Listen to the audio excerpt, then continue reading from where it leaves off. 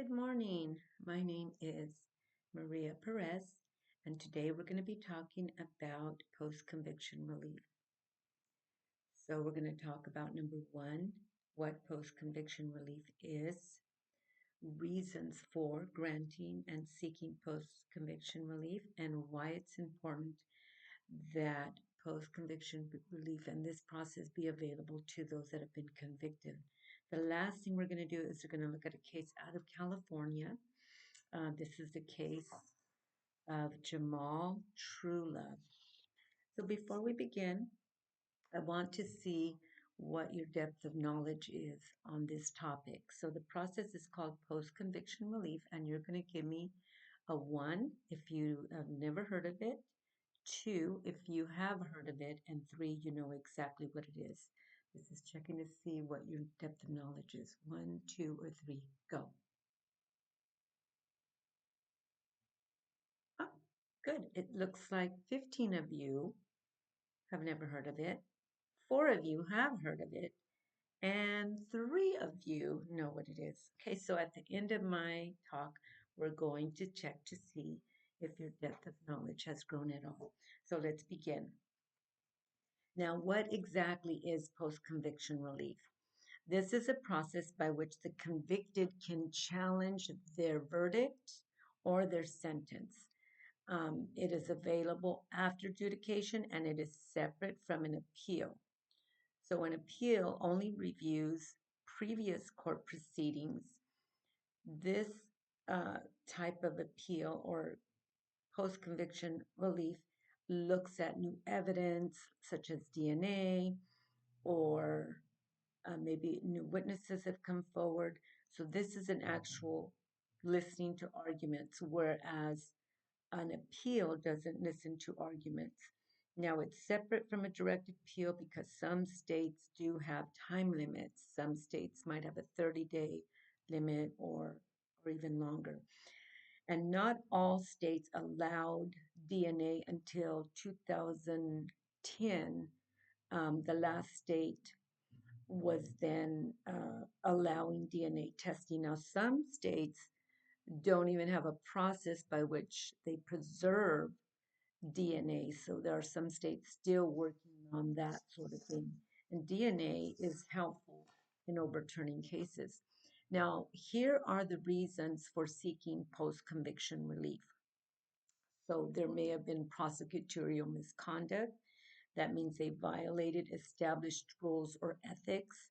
That could be the prosecutor misleading the jury purposely with misinformation, or they might have found new evidence or new witnesses have come forward that were not available at that time. And maybe DNA has been found that can affect the outcome of the trial. May have been procedural errors where the judge allowed certain evidence or witnesses to come through that should not have been able to testify for some reason or another. And the last one is ineffective defense counsel. One may have had an attorney that didn't object to certain evidence or certain witnesses, and because they didn't do their job, the person basically gets prosecuted and found guilty. So for those reasons, uh, it may be granted, and those are good reasons for filing for a post-conviction relief. Now we're going to talk about why is it important that the convicted have post-conviction relief. So we're going to look at the statistics, the number of incarcerated that are believed to be innocent. So in 2025, there was a study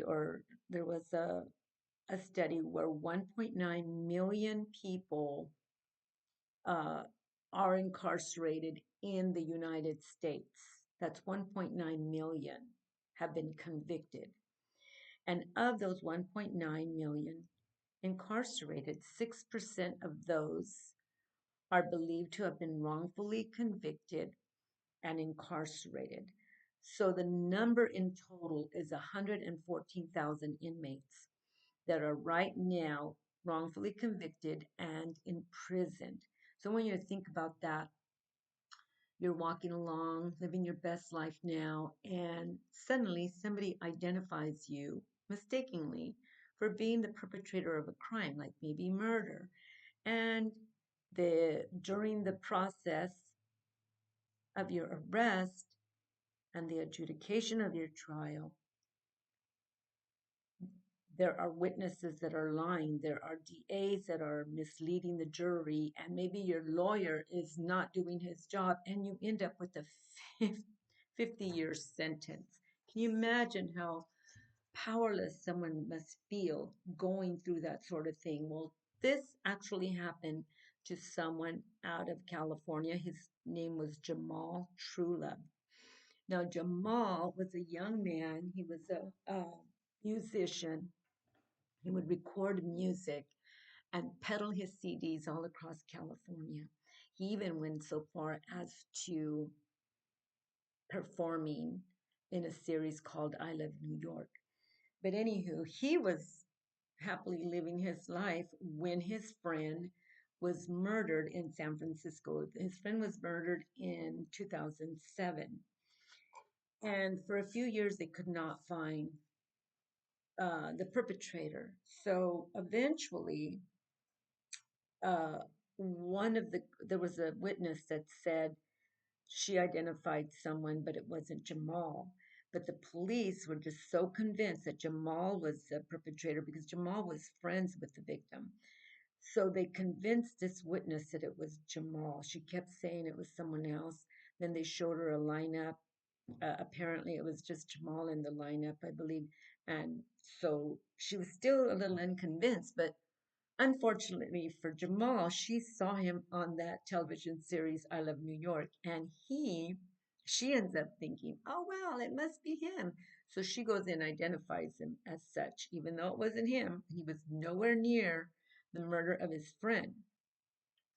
So during the course of the trial, they put this person on the stand, and the district attorney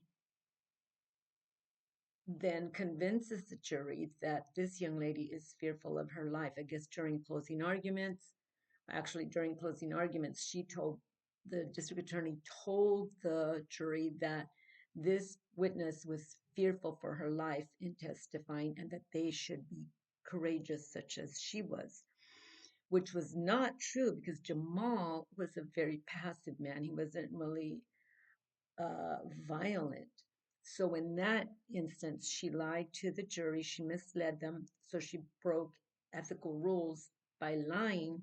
And then during the interviewing of that witness by the police, they showed his picture and convinced her that it was him, even though it wasn't him. So those two reasons, and then the third reason they gave him a retrial was because his defense attorneys did not object to those two incidents. So he ended up winning a retrial, but he was sentenced to 50 years to life. So he won his retrial for those reasons, prosecutorial misconduct. And so he was acquitted in 2015, and then he won his retrial.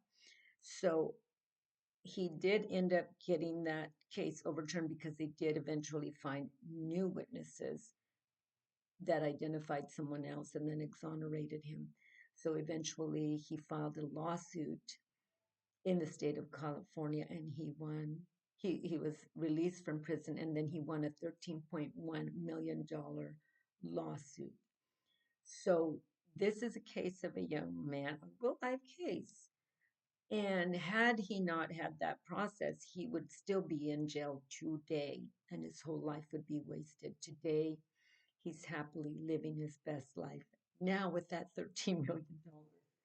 So that brings my presentation to a close. So now I want you to check. I'm going to check your understanding. So I'm going to have you give me a 1. I still don't know what it is.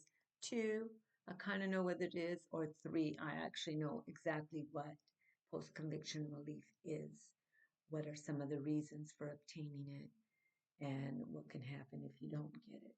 So I want you to give me a 1, a 2, or a 3. I'm checking to see what your depth of knowledge is now. Oh, I did a wonderful job. All of you know, all of you know what it is now. Well, that brings my presentation to a close. I hope you have a wonderful day. Thank you. Bye bye.